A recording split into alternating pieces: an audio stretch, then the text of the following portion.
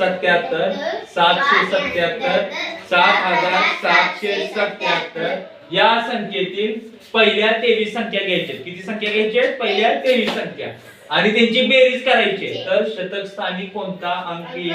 जर आपण या 23 संख्येची बेरीज करत बसलो तर जवळजवळ 10 ते 15 मिनिट जातील आणि उत्तर आपलं चुकण्याची शक्यता असते. त्यामुळे ट्रिक लक्षात ठेवायची. एकक स्थानचा अंक काढायचा झाल्यास एकूण संख्या किती आहे? 23. त्याला कितीने गुणायचं? या 7 ने गुणायचं. 23 गुणिले 7 किती आलं? 161. 161. एक हा एकक स्थानचा अंक झाला. 16 काय झाले? हातचे झाले. 16 काय झाले? हातचे. परत दुसऱ्या स्टेपला यायचं. दशक स्थानचा अंक काढायचा असल्यास हे 7 चेंज करायचं नाही.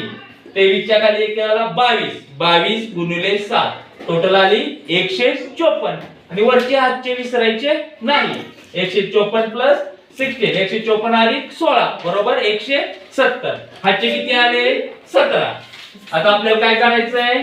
शतक स्थानचा अंक काढायचा झाल्यास 21 गुणिले 7 147 अधिक वरच्या हातचे किती आहेत? 17.